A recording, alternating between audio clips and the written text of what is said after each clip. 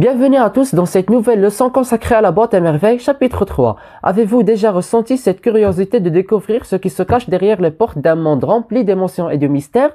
Dans ce chapitre, nous plongerons au cœur des idées principales et du résumé qui vous feront voyager à travers les pensées de Sidi Mohammed.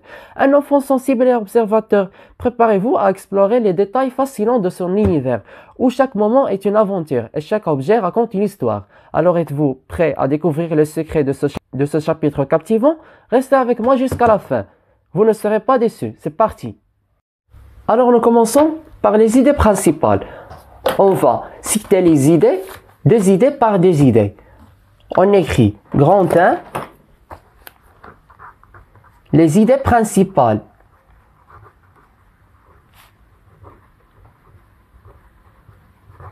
Puis on passe au résumé.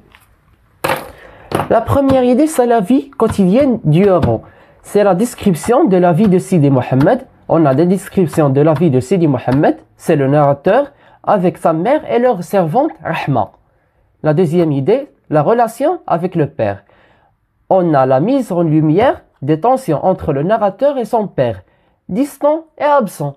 On écrit ces deux idées. Premièrement, la vie quotidienne de Sidi Mohammed, ou bien du héros, protagoniste.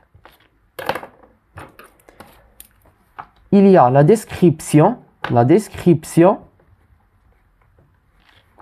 de la vie de Sidi Mohammed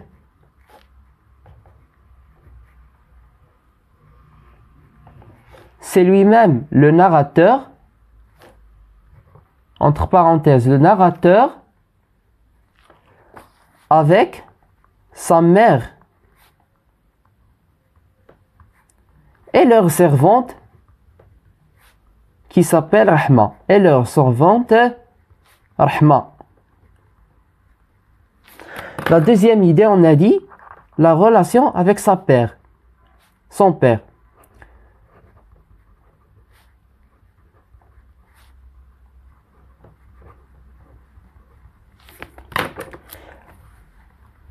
On a la mise en lumière,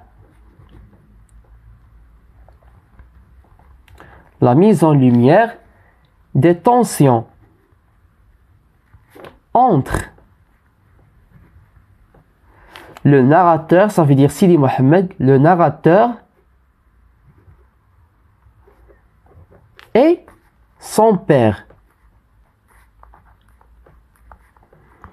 Distant et absent.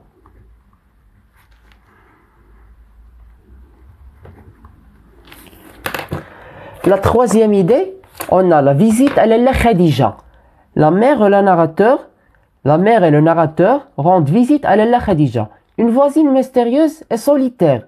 La quatrième idée, et l'avant-dernière idée, c'est la solitude et le rêve. Le narrateur ressent un profond sentiment de solitude et se réfugie dans son imagination.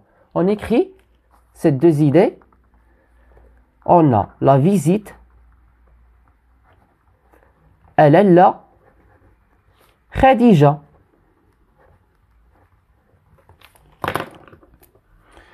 La mère et le narrateur rendent visite à Lalla Khadija.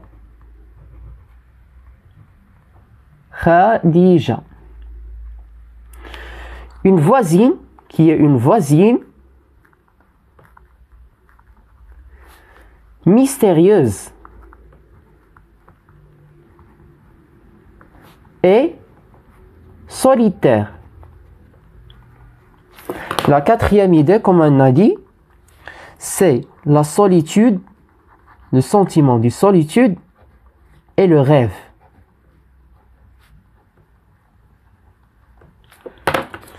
Le narrateur ressent un profond sentiment de solitude. Sentiment de solitude et se réfugie, ce qui le pousse à se réfugie dans son imagination.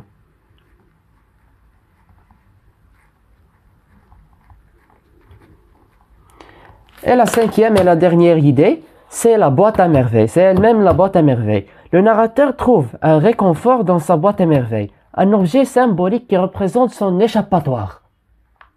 On écrit la dernière idée, la boîte à merveilles.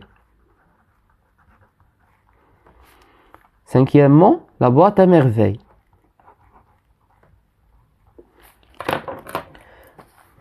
Le narrateur trouve du réconfort dans sa boîte à merveilles. Sa boîte à merveilles.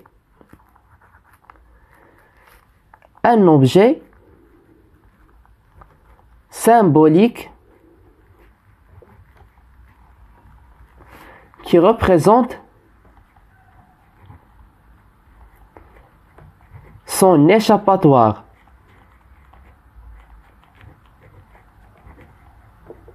Point.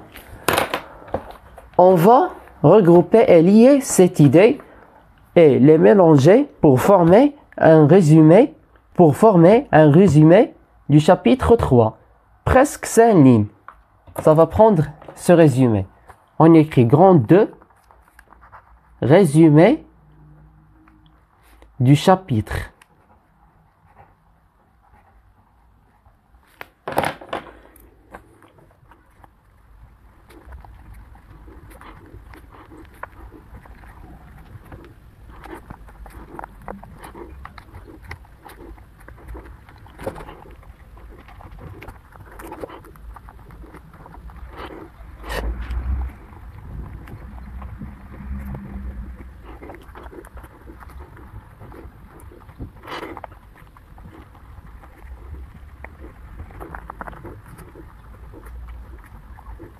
Alors on lit le résumé. Dans ce chapitre, Sidi Mohammed décrit sa vie simple avec sa mère et Rahma, tout en exprimant son malaise face à l'absence de son père. Une visite à Lalla Khadija, une voisine étrange, ajoute une touche de mystère à son quotidien. Le narrateur, souvent seul, se console en plongeant dans son monde imaginaire à travers sa boîte à merveilles, un refuge contre la réalité. On répète le résumé. Dans ce chapitre, Sidi Mohammed décrit sa vie simple avec sa mère et Rahma, tout en exprimant son malaise face à l'absence de son père. Une visite à Lalla Khadija, une voisine étrange, ajoute une touche de mystère à son quotidien. Le narrateur, souvent seul, se console en plongeant dans son monde imaginaire à travers sa boîte à merveilles, un refuge contre la réalité.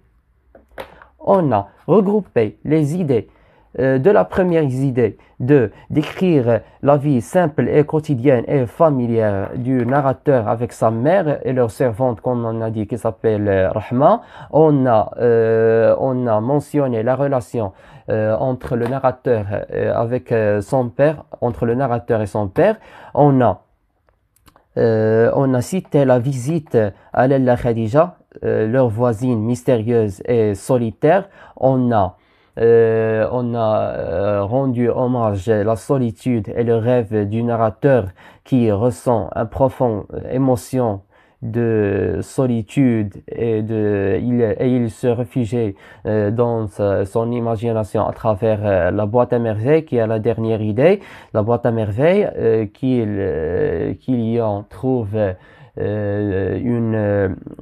comment on dit, un réconfort parce qu'il représente pour lui un objet symbolique et il représente et il manifeste son échappatoire.